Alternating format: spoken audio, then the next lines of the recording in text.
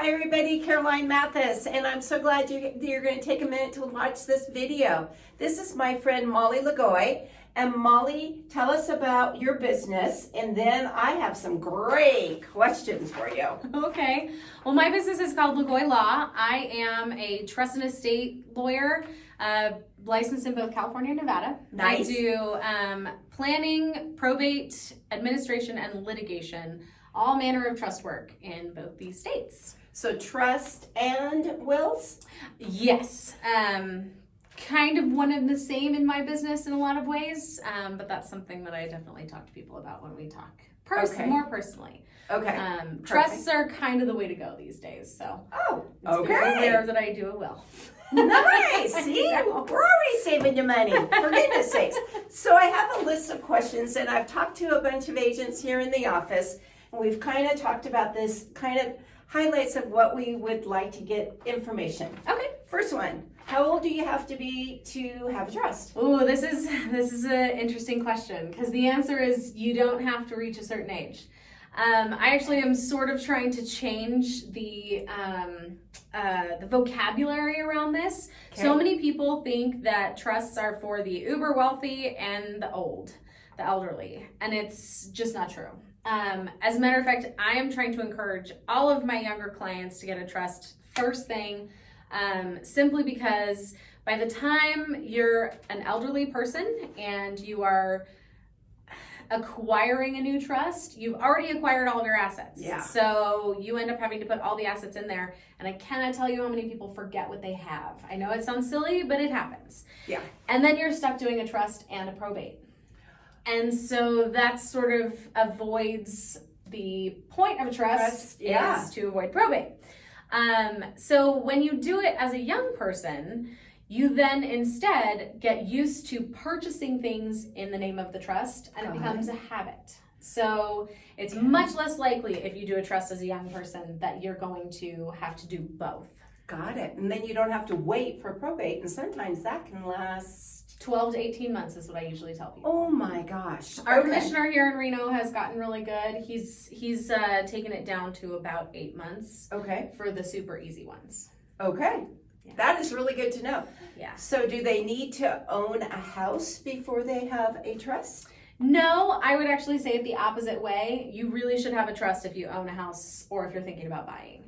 Okay. Simply because you don't need to own it ahead of time. Any sort of assets are important to have in a trust. If you have a business, a car, a bank account, anything like that. But by the time you own a house, that's an asset that will absolutely get probated no matter what. I hadn't even thought about that. So you have your single checking account and something, God forbid, happens. Yep.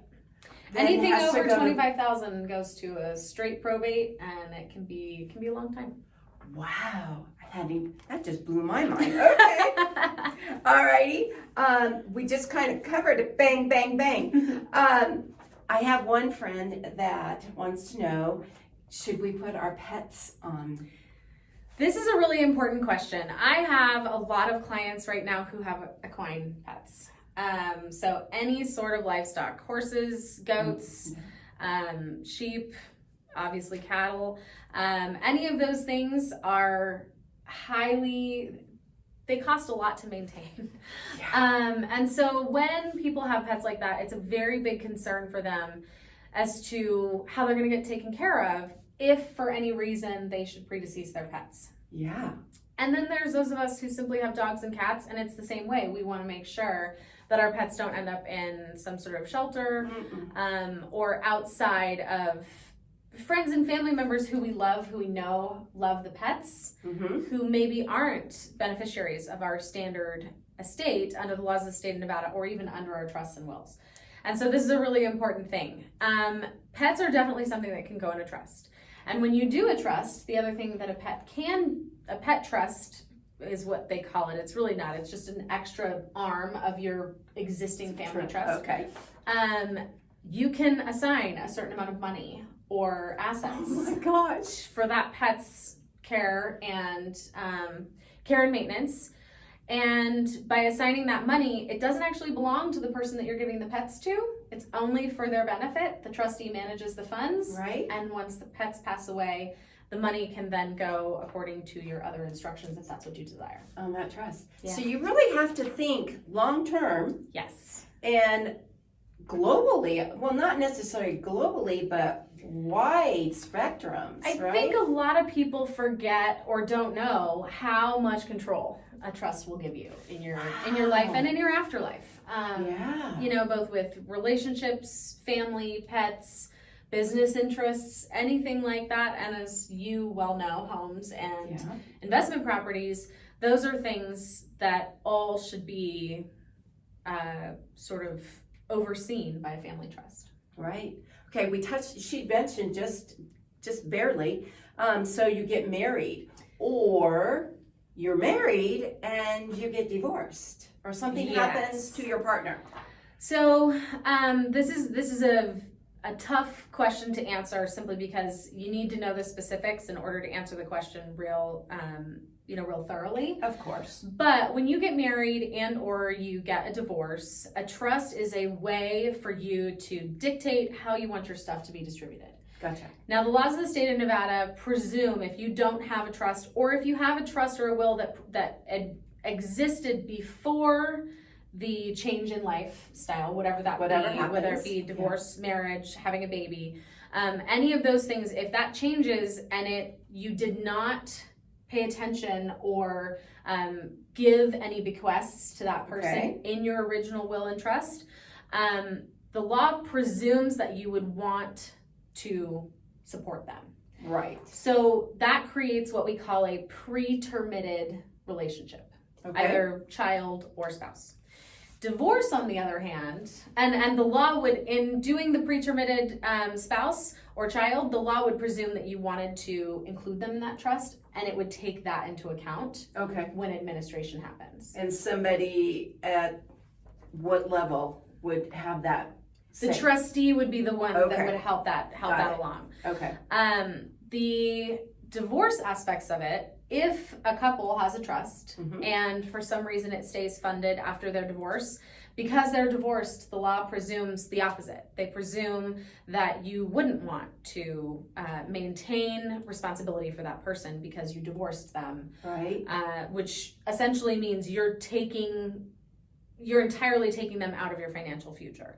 So unless you were to re-sign the trust or the will documents after the divorce, to assure the law that you want to preserve that financial relationship, which many couples do after a divorce, unless you were to do that, that person would then be automatically cut out of that trust, even if it existed. So some couples, if I understand you correctly, some couples, even though they're divorced, may go and write each other in each other's will. Correct. Or trust. Or trust.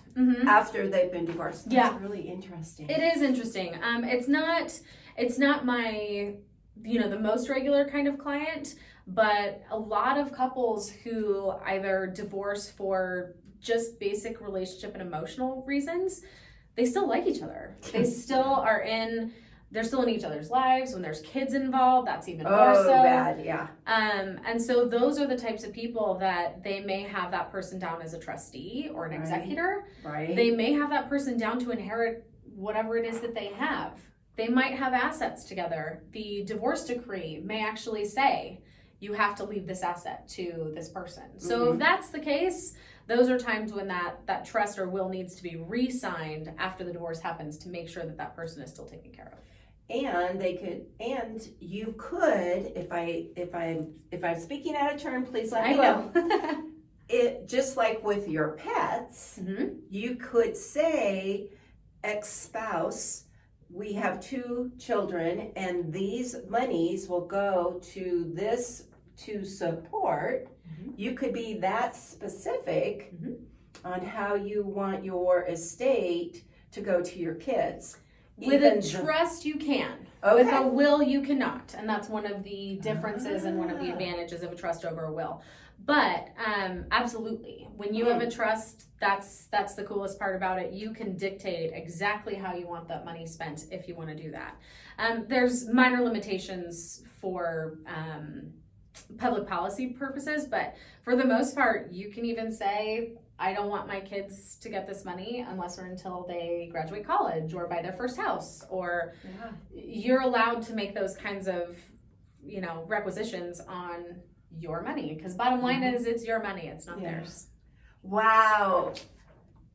If you can believe this, we are done with our cool questions, but Molly is a wealth of knowledge, and we are going to put in the information down here below how to get a hold of her.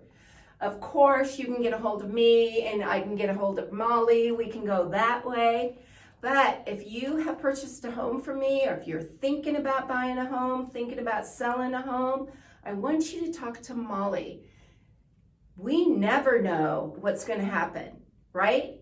You just don't know. You don't. It's like buying an insurance policy. It's not a fun conversation, but it's always one that should be had. It's a great conversation to have, and let's be mindful of, even if you're a young person and you don't have $25,000 yet, but you have a car or a business, help your parents or help somebody that loves you that's grieving on how to take care of what you had.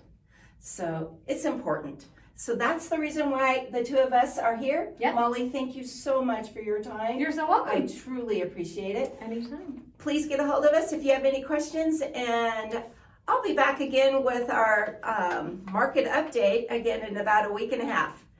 Please reach out to me if you have anything that you have questions about or want to know what the value of your home is. And I hope to see you soon. Talk to you later. Thank you. Bye-bye. Thanks.